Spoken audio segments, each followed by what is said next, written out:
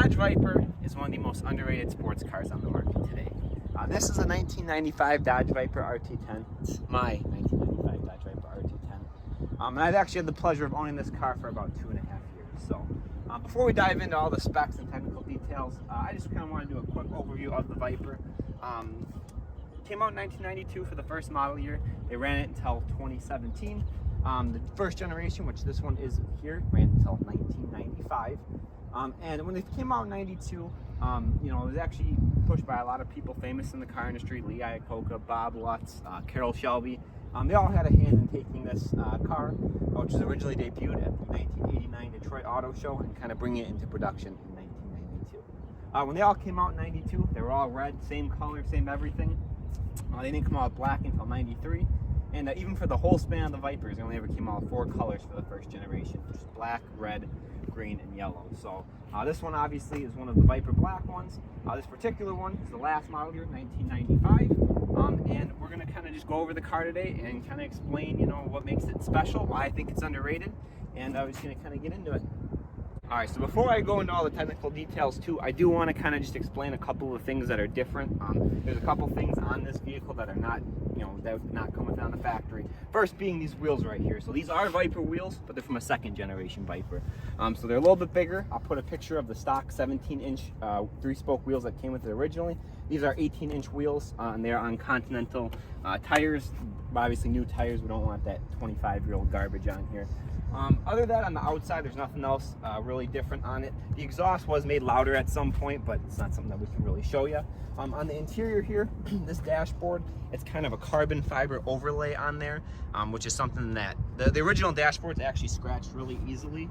And on top of that, this shifter right here is a Mopar aftermarket shifter, I believe, but that was something you could order under the parts counter. Other than that, performance-wise, there's only 2 things. Under the hood, there's a K&N air filter, and the biggest difference on this car over a stock one, the gears are changed in the differential. So stock is a 307 gear ratio. Unfortunately, at the drag strip, it kind of shredded itself apart. John was actually there for that and got to witness that with me, but we upgraded it to 355. Gives it a little more, about 15% more torque. And it just makes it a little more fun to drive. The gears are very deep on this, on the stock ratio, so the 355 is kind of a good middle ground, and it was the same price as getting the stock internals anyway. That is what they, to the best of my knowledge, they wanted to do with the Viper, but they did need to meet certain fuel requirements and everything like that. So that is upgraded. Otherwise, it's pretty much completely stock. Like I said, there might be a couple really tiny here or there things. It is a 27-year-old car, and some parts are hard to get for it, so I can't speak for everything, but for the most part, this is as it's left the back. All right, so starting with the exterior styling, the one thing that a lot of people kind of refer to the Viper as, looks like a Batmobile. It's obviously very long front, and one thing that's kind of unusual in terms of driving experience on it, your rear wheel here is pretty much flush with the back of your driver's seat right here. So that does make for a little bit of a unique driving dynamic. This car has also been called cartoonish by a lot of people, which I can kind of see the proportions are a little odd. But just a couple things I wanted to point out. First of all, being these exhausts. So the exhausts come out on the side. There's one on the driver's side, one on the passenger side. And they were notorious for burning your leg. Right when you get out of the car, when you open the door, you can kind of see this is exactly where your leg goes, and people will tend, I've had it happen to many people I've given a ride to in this car, they burn their leg on the exhaust.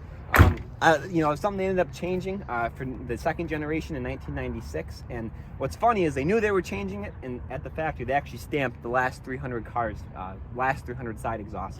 This car is one of the last 300 Gen 1s built, so it does have that stamp underneath the hood. Other than that, kind of a weird thing, this is all just completely exposed. There's no vent there or anything. That's just how it is from the factory. They just kind of left that open.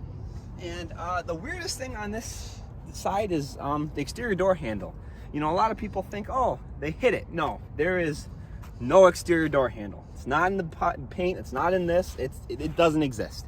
All you simply do is you just reach inside the car, give it a nice little pull, and that's how you open the door. Nothing on the outside whatsoever. All right, so a lot of people will say, well, okay, it doesn't have door handles on the outside. How do you get in when the top is on? Well, we're gonna go into the trunk here, which doesn't even have a strut. You have to pull this very nice trunk out. We gotta take this box out. And we have these beautiful side curtain windows in here. Let's see, of course, we got a million things in here. So this is what the window of a Dodge Viper otherwise looks like here. So not very ergonomically sound, and essentially, this is for the passenger side, we can walk over there. You just snap it into place here, you bolt it in, and that is how you put your windows up in a Dodge Viper. And you've had this very high-tech zipper system here that, you know, that's how you close the window here. So when you do have the top on, which by the way looks absolutely terrible, I'll put a picture of it on there because it is such a pain to get on and off. Not doing it for this video, but yeah, this is how you get it in, and you just come up, give it a little unzip. You're supposed to actually bolt it in there, and that's how you get inside a Viper with the windows on. All right, so one other thing I want to show before I put the trunk away. Obviously, I know I got some stuff in here, but there's no trunk carpet on here from the factory. So you do get a spare tire, which is nice that you at least, you know, a lot of cars, you know, don't come with spares, like especially sports cars like this, which is nice, but there's no shelf on top of it, so you got to put like your groceries and stuff around the spare. So that's why we got the moving blanket in here, just to kind of pretend like there's some carpet in here, but there's really not. The only other things I really want to say about the back here, this rear window, you can see it in the trunk, it's completely removable. You can pull that out, and then it gives a nice, you know, open concept there. Kind of sucks to wash it, but it's actually pretty easy to take in and out. And if you look way at the bottom, these tires are like 335 millimeters wide in the back. These are absolutely ridiculous. I'll talk a little bit more about the cost associated with that a little bit later. But other than that, nothing really too special on the outside and the back at least. And the only other thing too, there was a hard top for this as well. I actually do have the hard top for this, but it is not easy to put on either. You actually have to take the sport pad off and bolt it onto the top there, and it is not fun. So, and you can't just like, you know, do it in a few minutes. You need wrenches and all sorts of tools. So it's kind of a top off car. No need to really put the top on at all. All right, so then moving to the front, obviously the biggest thing with this thing is the hood. This hood is absolutely massive. It is ridiculous. And there's a lot of stories that you'll see online about the hoods. You know, people claim that, you know, when they were building the hoods and they got the mold sent to the factory, they had to take down power lines. And there's all sorts of weird things. I don't know how much of it's actually true. But what I can tell you is that when this car was brand new, this was the most expensive part of any American car that you could buy. The hood alone was $24,000, which is actually more than I paid for this whole car, which is absolutely stupid. But the way you open it, the lever's not actually inside the cabin at all. Underneath the grill here on the front, on the top here, which, by the way, crosshair grill, signature of the Dodge design from the 90s and 2000s. You pull that there. You have a secondary latch right about here. You push that up there, it goes into that position. You come all the way up here, you grab it, and you pull out this absolute monster that's taller than me. I'm like 5'9", 5'10", something like that. This thing's ridiculous. This hood is, you know, gigantic. There's no front fender actually. It's all just one piece basically. So that is how you open the monstrosity of a hood on a Viper. All right, so this is the 8-liter V10 that powers the Viper. The power is sent to the rear wheels via a 6-speed manual transmission. This car has 400 horsepower and 465 foot-pounds of torque stock. This car is, like I said, 15% increase or so at the rear end, so probably right around 535 foot-pounds of torque, which is absolutely ridiculous. Obviously, you know, that is just a stupid number, but in comparison, 400 horsepower is actually, you know, pretty low for an engine of this displacement. There's a couple rumors about the engine that are false. The two of them mainly. The first one was that this is the same motor that's in the Ram trucks. They also used an 8-liter V10 around the same time, but it was completely different internals, and that was a complete iron block. This is cast aluminum. The second rumor is that Lamborghini actually built the engine, which the reason that rumor was created was because they helped with the manufacturing process. Chrysler Corporation did own Lamborghini when the Gen 1 Viper came out, and they did help with making the aluminum casting for the block, but they did not design it and they did not build it. It was still completely designed and built in America. In fact, 96% of this car's parts were American built. The one Lamborghini part I did find was actually the steering wheel. It says made in Italy on the back, and I looked it up, and it looks like it's the same steering wheel that's in the Diablo. So I thought that was kind of cool, but this is an American design, American made motor, just had some help from Lamborghini. Other than that, under here, I mean, you can see it's very simple. It's actually very easy to get everything. Obviously, I mentioned earlier, aftermarket air filters down there, but everything, you know, alternators right there. I mean, you got your throttle body cable. I mean, it's super easy. We've had to do a couple servicing items to this, and it's actually been, you know, pretty straightforward and easy to do.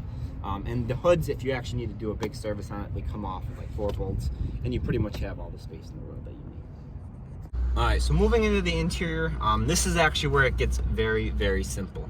There's really no frills in here. I mean, you got your two main gauges, which are actually kind of in a weird spot. They're kind of far down. That was changed in the second generation one. This steering wheel actually kind of blocks seeing the gauges.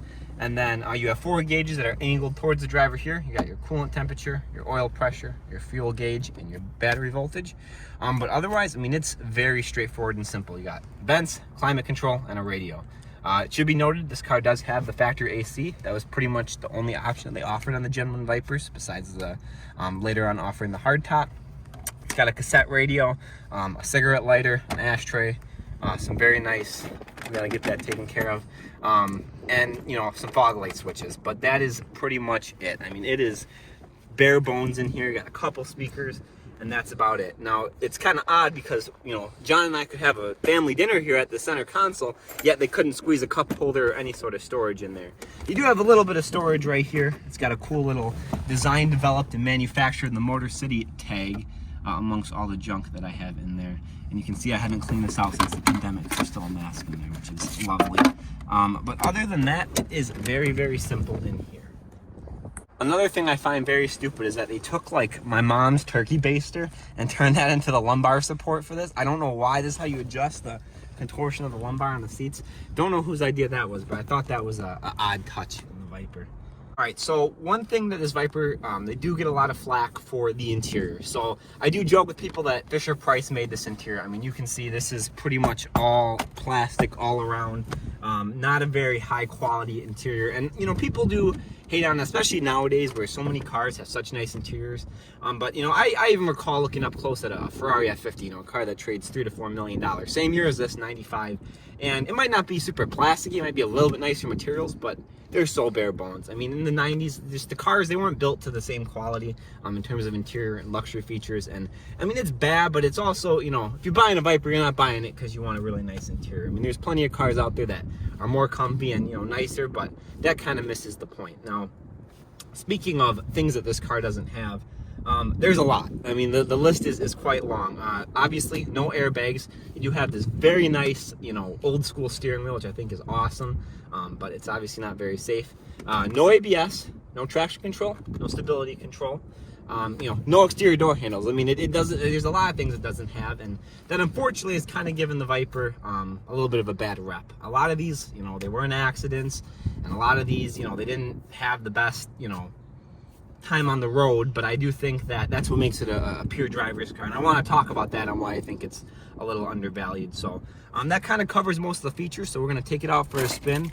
We're going to use our cool Viper key. You know, you buy a Viper, you get a little key that is also very janky, because this is the, oh, and you have locks, even though you can just reach in and go like that. So we're going to get it out on the road. We're going to talk about some of the ownership costs and experience of it, and we'll talk about how it drives.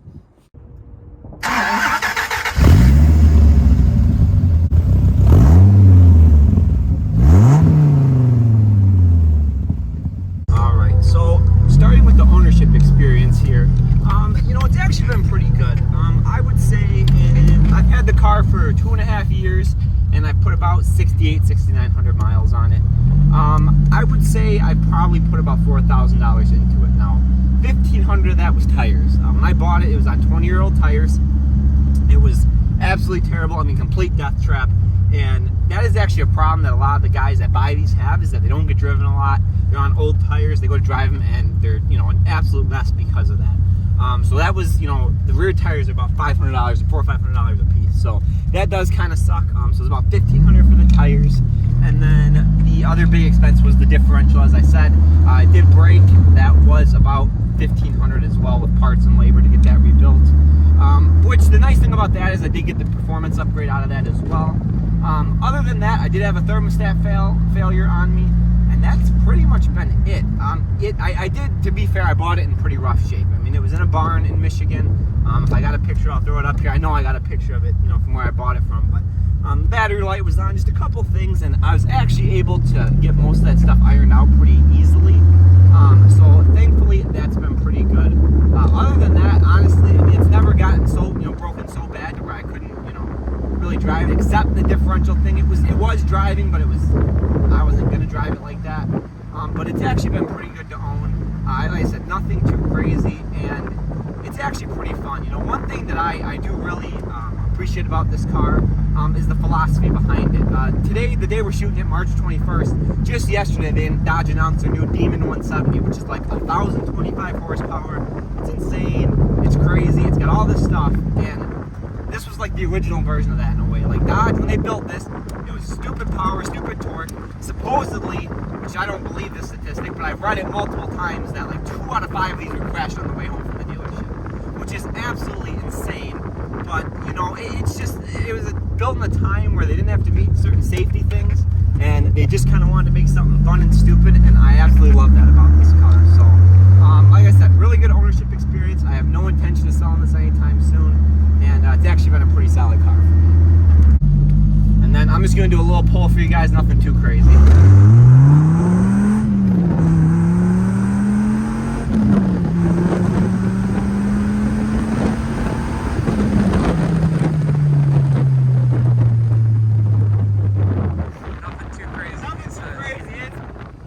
Gosh, I love this car, man. This is a great car. All right, so as for driving impressions, the first thing that you'll notice with a car like this is the absolute stupid amount of torque.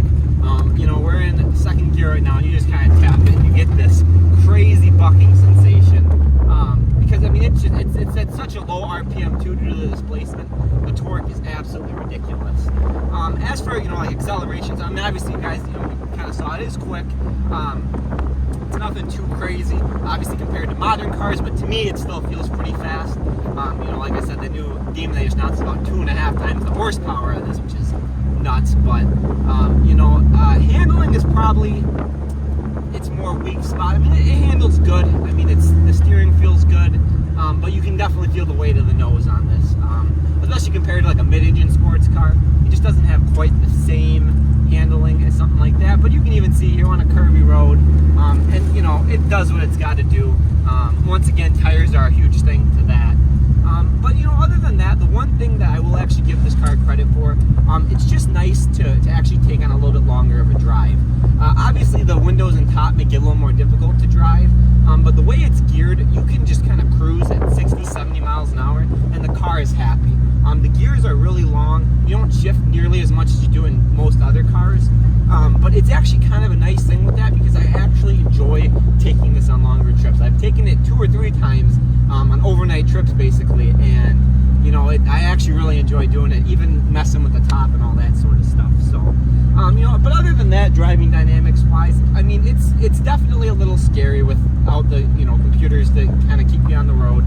But you just got to be conscious of it. I mean, I've even had a couple like oh shit moments in this where, you know, it gets a little squirrely and you weren't necessarily expecting it, but you focus on the car, it actually, you know, it'll perform. I mean, you can get it to go straight, you can get it to drive good, and you know, like I said, it's got all the torque in the world. It's a lot of fun just to do stoplight to stoplight. You know, you feel like you're going 100 miles an hour, and you don't actually have to go. You know, so it does drive really good, and you know, there's nothing that I can really say against it. Like I said, it's a little nose heavy, and you know, you can tell it's a 90s car. I mean, there's some refinements. A lot of people think it rides pretty rough. I don't think it's the worst actually, but you know, it's definitely rougher than your average car. And it is ultimately a pretty compromised sports car. I mean, this isn't for somebody who is looking for something that is going to be super usable on a daily basis. You will put up with some sacrifices with this, but I do think that's earned back in the raw driving experience. I do think, you know, when you're actually pushing it and getting on, you know, the right curvy road and really kind of going at it, I mean, it drives so great. It's such a driver's car. You know, it shifts really nice. It's got that great torque. Gives a nice little exhaust crackle. It's definitely it's not quite as exotic sounding as, like, let's say you know, a traditional V8 muscle car or V12 Lamborghini or something like that. It's got a deep rumble to it, but this is louder than most stock Vipers as well. This is, as I mentioned before, it's aftermarket. Most Vipers don't sound that good, which I also think is one of the spots where, you know, you kind of lose a little bit. But like I said, it's a nice muscular sound. Just not quite as musical as some of the V8s, but overall it drives nice, it shifts nice. Clutch is probably about normal, not super heavy, not super light. Bites real nice, you know, it shifts real nice, short throws in the shifter.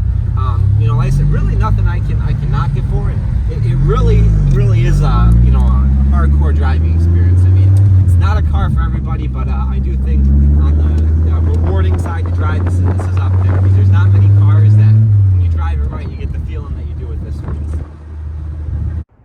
All right, so in conclusion, yes, it's not the most refined car, it's not the most comfortable car, it's definitely not the safest car, but I do truly think that this gives you a unique driving experience. It's old school, it's something that's kind of going away and that you're not going to be able to replicate. This car isn't for everybody, but you know, the people that it was built for are always going to appreciate it, and I do think that these are undervalued, and I do think that as time goes on, people will respect having these cars in the collections and as drivers' cars. So let me know what you guys saw of the video. Obviously, we're trying to get into these car reviews, and we're trying to do cars that we at least know well. Let us know what you think, any improvements, any comments about the car itself. Thank you guys for watching, and I will see you in the next The Chooches video.